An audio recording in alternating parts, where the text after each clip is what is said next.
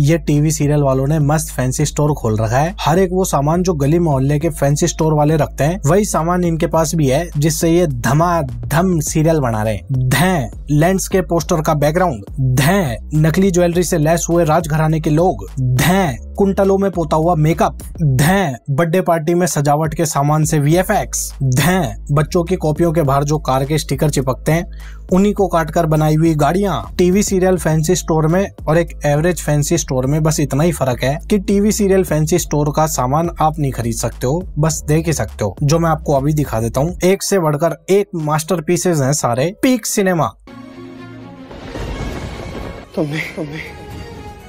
मैं भी नहीं। जहाँ तुम वहाँ मैं लक्ष्मी। मेरी वजह से? चुप बिल्कुल चुप। जब लड़की पहले कूदी है, जैसे लड़की यहाँ से इतनी आ गई, लड़का ऊपर से कूद रहा है तो वो भाई नीचे पकड़ के नीचे कैसे आ गया? उसके डूंगों में जेट पैक लगा के घूम रहा दिखे, जहाँ जरूरत पड़ती है थोड़ी सी गैस मार के नीचे आ जाता है। और ये जो सड़े से डायलॉग मार रहा है ना, ये इस अभिनेता को है ना सिंपो का नेता बना दो। ओजोन लेयर से कूदा है लड़की पटाने के लिए, फिर भी नहीं पट रही। वो 3 मैजिकल वर्ड्स बोल दो प्लीज लक्ष्मी। हाँ बोलो, आगे बोलो, सुन रहा हूँ मैं लक्ष्मी। कह दो कि तुम मुझसे, कम ऑन, तुम भी मुझसे प्यार करती हो प्लीज लक्ष्मी। तुम्हारी दिल की धड़कनें कह रही है कि तुम मुझसे बहुत प्यार करती हो। मैं भी तुमसे बहुत प्यार करता हूँ लक्ष्मी। ये जो लड़की है इसको पता है कि अब इसका आखिरी पल है ये, तब भी इसको वो 3 मैजिकल वर्ड्स नहीं बोल रही है। लड़की को भी पता है ये छोरा एकदम क्रीपी है, मरने के बाद भी चैन से नहीं जीने देगा, इसलिए एक शब्द भी नहीं बोला उसने। बात करने का ही मन नहीं था, बोले चैन से मरूंगी मैं, इससे बोल लूंगी ना तो अभी सारा मूड खराब हो जाएगा, आत्मा भटकेगी मेरी इस हवा में, लैंडिंग भी नसीब नहीं होगी। I love you, Lakshmi.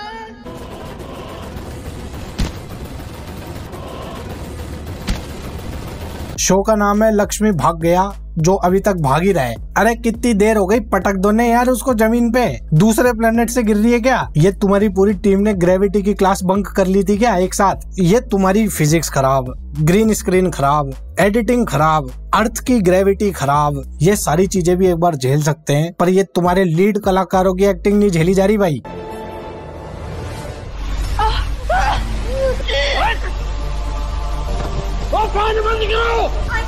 अरे कोई पीछे से लाइट काट दो। चुन्नी पर्दे में फंसी है, ये लाइट कटवा रहा है, इसके भेजे की भी लाइट कोई काट गया दिखे। और भाई ये क्या चल रहा है? ये इसकी चुन्नी का सद्दा अभी तक खत्म नहीं हुआ क्या? चले ही जा रहा है, झुज्जा बना दिया पूरा। पहले तो मैं आपको ये सिनेमा का सीन समझा देता हूँ। ये बहन जी की चुन्नी उस टेबल फैन में आ गई है और बन गई फांसी की फंदी। और ये सब हो रहा है मॉल के अंदर, जनता बैठी है सारी इन्हीं को देख रही है, पहले से ही सेलिब्रिटी आए दिखे वहाँ पे।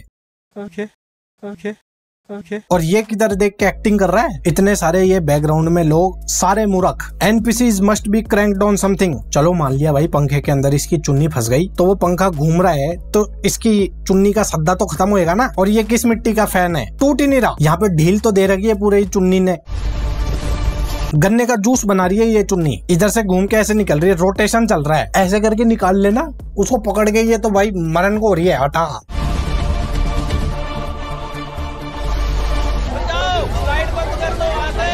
अरे कोई मेन स्विच ऑफ करो। ये नहीं निकल रहा, प्लीज कोई हेल्प करो। ओ बहना, पहली गलती तो देख तूने ये करी है कि चालू एक्सटेंशन के अंदर से तू डायरेक्ट प्लग निकाल रही है। पहले बटन बंद कर फिर निकाल, नहीं तो चिपक जाएगी। दूसरी गलती तूने ये करी है कि प्लग को निकालते ना तो इसे बाहर खींचते हैं, धक्का नहीं देते उसके। और तीसरी गलती तूने ये करी है कि तू गलत मॉल में आ गई। ये 4x4 का खोखा है, खोखा। कैसा सा मॉल है ये? सारी दुकानें 4 फीट के दूर पर है।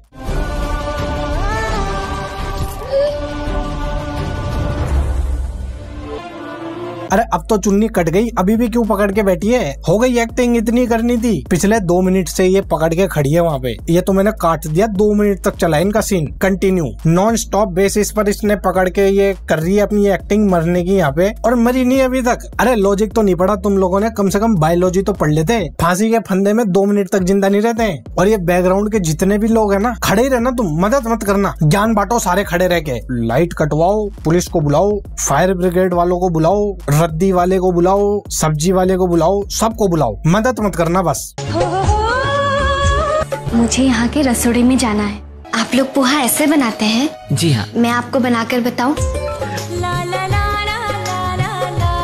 ये लीजिए, पौष्टिक और स्वादिष्ट पोहा तैयार है। पौष्टिक और स्वादिष्ट पोहा खाइए, और जो आपके हाथ में ये लठ है ना, इसको इस पोहे के अंदर डालिए और इसका तेल सारा इसमें मलिए और पूरे थाने में सबकी टांट में बजाइए, क्योंकि कोई भी अपनी ड्यूटी ढंग से नहीं कर रहा है। चोरू चक्के और ये औरतों से लेके पुलिस वालों तक सारे के सारे धूर्त। ये कौन सी चौकी है जिसमें इतनी चौकी रसोई है? ये तुम्हारी चौकी कम गाँव के हाईवे का ढाबा ज्यादा लग रहा है। और ये पुलिस वालों को देखो भाई, ऐसे नहा धो के तैयार खड़े हुए तेल लगा के बढ़िया कि आज तो शूट पे जाएंगे हम, शूटिंग होगी हमारी बहुत मस्त टीवी सीरियल की। और ये आज्ञाकारी घरेलू बहू तो ऐसे बात कर रही है इमोशनल होके धीरे धीरे, जैसे तो एकदम संस्कार की मूर्त हो। यह बहू मेरे को संस्कारी कम सीरियल किलर ज्यादा लग रही है।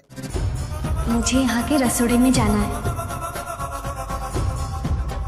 इस सीरियल का नाम रसोड़े में कौन था से चेंज करके देश भर के रसोड़ों में कौन था ये संस्कारी बहू ये रख देना चाहिए।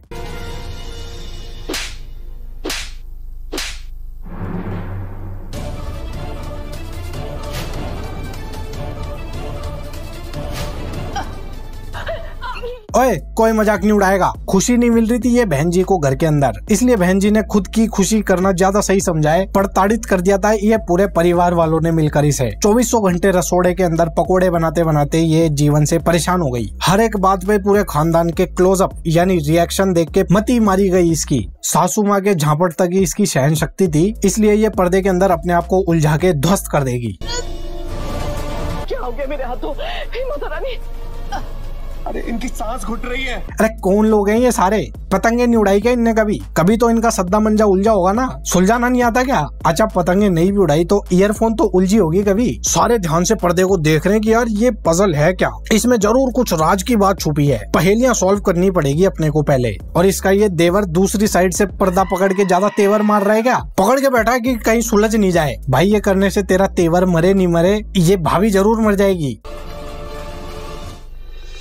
हाँ बिल्कुल, ऐसे करके हाथ जोड़ो तुम 6ठी क्लास की साइंस की किताब के सामने। चलो मान लिया यार ये तुम्हारी जो भी फैकलॉजी में ये पर्दे में फंसी है ना, मान लिया सब, पर यार थोड़ा तो लॉजिक लगा लो ना। अगर पर्दे में फंसी है वो तो थोड़ी सी ढील दे देना, ऐसे करके नीचे और खींच रही है कि आटा कहीं बच नहीं जाऊं।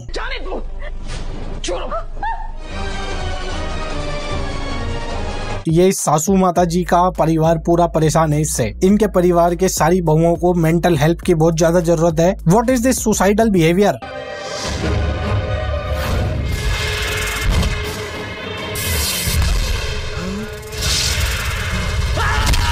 ये दुल्हन के पास सुपर पावर है, मान लिया भाई, बहुत अच्छी सुपर पावर है, वेरी नाइस। लेकिन ये बंदूक की गोली में भी कोई सुपर पावर है क्या? कार्टेज के साथ ही फायर हो रही है। अरे भाई बीच का निकलता है उसमें मटेरियल बाहर, ये बाहर का जुगाड़ तो निकल जाता है। अब पूरी गोली को फायर करेगा तो वो तो वापस आएगी ना। और कर ले कार्टेज के साथ गोली फायर, हो गया ना अब काना।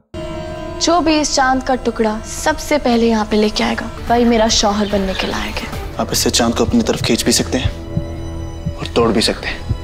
इसने अपनी पावर बुद्धि के कमजोर घोड़े दौड़ाए और सोचा कि यार ये ना मेरे दोस्त की जो भाभी है होने वाली, इसको चांद का टुकड़ा चाहिए तभी वो मेरे दोस्त से शादी करेगी। तो मेरे दिमाग में एक बहुत मस्त आइडिया है कि चांद का टुकड़ा लेकर आना है। तो जिस रस्सी को बाल्टी में बांध के कुएं में से पानी निकालते ना, वही रस्सी से चांद को यहीं ले आएंगे, फिर उसका टुकड़ा तोड़ लेंगे। बहुत बढ़िया आइडिया दिया है भाई। दोस्त हो तो इतना ही मूर्ख हो, इससे कम तो नहीं चलेगा।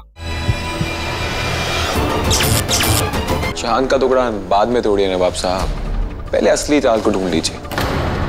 एक चांद बीच में है, उसके साइड में दो और आ गए, तो बताओ असली चांद कौन सा हुआ? और नवाब साहब तेरी आंखों के सामने साइड में दो चांद आए हैं, असली चांद ना ढूंढा जा रहा तेरे से। ड्रामा हो गया बहुत तगड़ा, पीक ड्रामेटिक सीरियल। अरे भाई तेरी आंखों के सामने है बीच में चांद, अपनी रस्सी से बाल्टी निकाल, उसमें पत्थर बांध और फेंक बीच वाले चांद पर। लिया चांद धरती के पास में और मचा दे तबाही पूरे क्षेत्र में। कम से कम जो तुम्हारी ये फैंसी स्टोर खोल के बैठे हो ये तो बंद होएगी।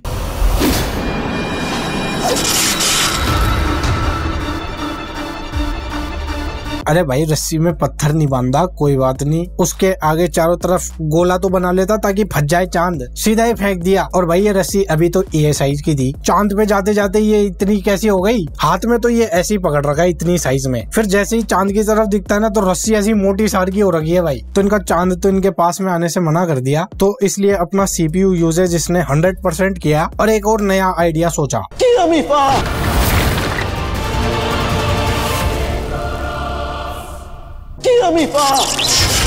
ओ खीरा मीठा, थम जा थोड़ा, चलो मान लिया भाई तुम्हारा ये पूरा सीरियल फैंटेसी सीरियल है, फैकोलॉजी पे चलता है पूरा, कोई दिक्कत नहीं। जादू टोना इस छोरे को आता है, गाड़ी को तो नहीं आता ना। खीरा मीठा बोलते भाई गाड़ी उड़ रही है इसकी, तो चलो कोई बात नहीं, गाड़ी के अंदर भी तो जादू टोना हो सकता है ना। मंत्र फूंक दिया इसने गाड़ी के अंदर, गाड़ी जादू हो गई। पर मालिक जब इतना ही जादू टोना हो गया था तो टायरों पे भी कर देते ना।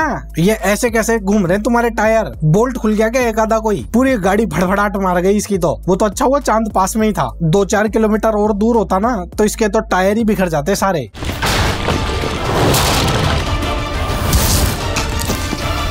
एक तो यार एक से बढ़कर एक इलॉजिकल काम करते हो तुम सारे, कभी तो थोड़ा सा दिमाग लगा लो। ये चांद का साइज इतना दिखाया तुमने, उसमें से इतना हिस्सा तोड़वा दिया, वो जमीन पे आके इतना सा रह गया। इतना बड़ा साइज का जमीन पे आ रहा है, चलो भाई कोई बात नहीं, हवा से इतना नीचे आता आता घिस गया होगा, पर इम्पैक्ट तो दिखा देते उसका जमीन पे गिरने का। स्पंज का था क्या तुम्हारा चांद? फर्क ही नहीं पड़ा कुछ। इनके गार्डन में आके गिरा है चांद का टुकड़ा बड़े आराम से, जैसे तो कोई फूल पत्ती गिरी हो। अरे क्या भाई, अब रास्ता भूल गए? जब वो चांद पे लॉन्च हुआ था तब वो इस डायरेक्शन में लॉन्च हुआ था और गया भी इधर ही था, तो आया वो इधर से कैसे? सेम जगह से गाड़ी निकली है पर आई इधर से कैसे? अच्छा रास्ते में दूध लेने चल गया होगा वो। चांद का टुकड़ा ये लिया है और अब चलेगा इनका शानदार शादी ब्याह, जिसमें बजेंगे मस्त गाने। जो गाएगा ये आदमी। ओके जी, अब अपन चलते हैं। राधे राधे।